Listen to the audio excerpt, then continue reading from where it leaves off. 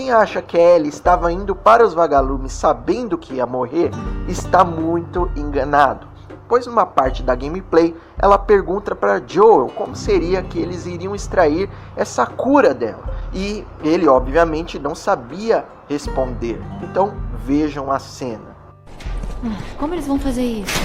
Fazer o quê? Tirar a cura de mim? Você acha que vai doer? Não. Provavelmente eles só tirem um pouco de sangue, não dói. Eu já tomei injeções. Eles nos vacinaram na escola. Foi horrível. Isso aí mostra que ela não queria morrer para salvar a humanidade coisa nenhuma. E a mãe da Ellie também queria que ela vivesse, porque de acordo com a carta que ela deu para Ellie, numa parte ela diz assim: eu não vou mentir, este mundo é bastante desarrumado, não será fácil. O que você sempre deve lembrar é que a vida vale a pena ser vivida. E por isso Joel escolheu não prosseguir com a cirurgia, pois ela a mataria. Na verdade, Joel salvou ela, apesar de Marlene tentar enganar Joel, falando que era o que a Ellie queria. Mas quem garante? Ninguém viu a Ellie falando para Marlene quando ela chegou no hospital, assim: tá bom, mesmo se eu tiver que morrer, vamos lá, vamos fazer essa cirurgia. Marlene pode ter mentido para Ellie ou somente omitido esse pequeno detalhe que ela não sairia viva do 28 de abril. A Marlene estava certa. A infecção da garota não se parece com nada já visto. A causa da sua imunidade é incerta. Como nos casos anteriores, os títulos antigênicos de cordyceps da paciente permanecem elevados, tanto no soro como no líquido cefalorraquidiano. Culturas de sangue da paciente rapidamente criaram cordyceps no meio fúngico no laboratório. Mas as linhas de células brancas do sangue, incluindo porcentagens e contagens absolutas, estão normais. Não há elevação de citocinas pró-inflamatórias. E uma ressonância magnética não mostrou evidências de crescimento fúngico nas regiões límbicas, o que normalmente acompanha o pródromo de agressão em pacientes infectados. Temos que conseguir replicar esse estado em condições de laboratório. Estamos prestes a atingir um marco histórico, à altura da descoberta da penicilina. Após anos vagando em círculos, estamos prestes a voltar para casa, fazer a diferença e levar a raça humana e retomar o controle do próprio destino.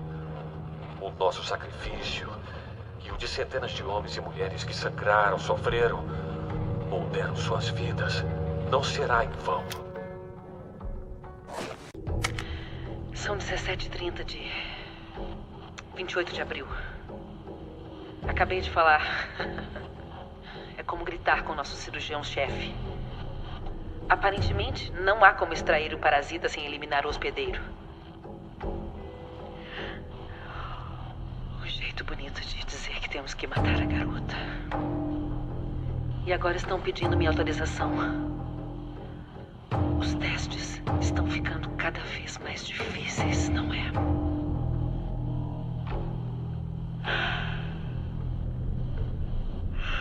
Estou tão cansada.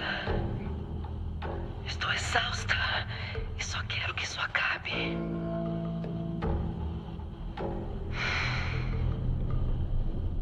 Que assim seja. Para a primeira grande pergunta, Ellie foi a única imune que existiu no mundo? A única que se submeteu a uma cirurgia para eles tentarem extrair a cura? A resposta é não. De acordo com os documentos de áudio que a gente consegue ter acesso aos gravadores no próprio hospital, apesar da Ellie ser um caso raro, existiram outras pessoas imunes também e eles tentaram extrair a cura, só que infelizmente ou felizmente sem sucesso.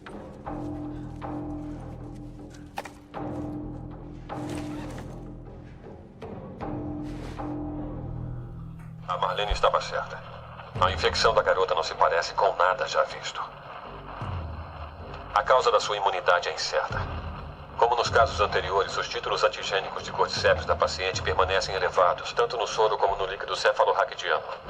Culturas de sangue da paciente rapidamente criaram cordyceps no meio fúngico no laboratório. Segunda grande pergunta: a cirurgia daria certo? Bom, deixa eu repetir e formular melhor a pergunta. A cirurgia daria certo com 100% de certeza? Não. Inclusive, em outro documento de áudio, outro gravador que a gente encontra no próprio hospital, a Marlene diz que eles teriam que sacrificar a Ellie, pois o Cordyceps fica no cérebro e que a cirurgia não era 100% garantida.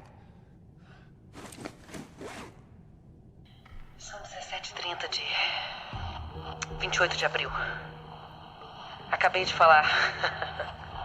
É como gritar com o nosso cirurgião-chefe. Aparentemente, não há como extrair o parasita sem eliminar o hospedeiro. Um jeito bonito de dizer que temos que matar a garota. E agora estão pedindo minha autorização. Os testes estão ficando cada vez mais difíceis, não é?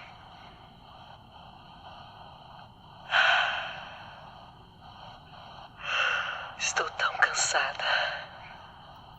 Estou exausta e só quero que isso acabe.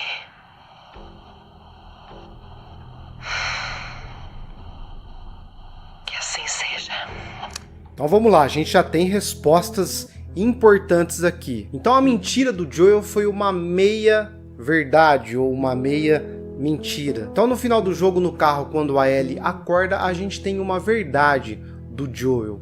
Não existiu só a Ellie, não existe só a Ellie que é imune ao fungo. E por outro lado, a gente tem a mentira do Joel, que todo mundo que jogou The Last of Us conhece, e é justamente por conta dessa mentira que a Ellie tá viva. Tá, beleza. Essa pergunta foi fácil de responder. Algumas pessoas passaram despercebidas, ou não perceberam o documento, ou não interpretaram da forma correta, mas enfim, a gente tem documentos que embasam a nossa resposta e certificam, certo? Agora vamos para uma pergunta mais complexa e eu não vou falar nem de certo e errado. Por que o Joel salvou a Ellie? Por que ele não entregou ela, sacrificou ela em troca da cura para a humanidade? Bom, a gente vai começar chegando na seção comentários desse próprio vídeo. Eu quero que todo mundo que é pai aí responda.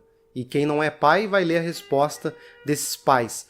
Você entregaria o seu filho em troca da cura pela humanidade? Você sacrificaria o seu próprio filho? Isso em troca de um bem maior? Mas Lucas, a Ellie não é filha do Joel. A filha do Joel é a Sarah, que morreu no início do jogo, Lucas. Tem uma frase super famosa entre os fãs do The Last of Us que é a seguinte: o mundo tirou algo de Joel e Joel tirou algo do mundo. Essa frase é uma relação com a perda da Sarah no início do jogo e Joel salvando a Ellie no final do jogo.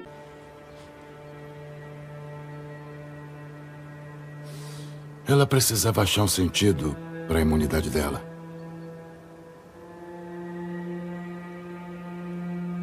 Acho que eu estava começando a acreditar nessa história de cura.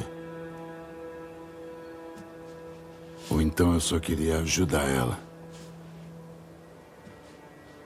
Aí a gente chegou. Achamos os vagalumes. Graças a ela, eles iam mesmo produzir uma cura.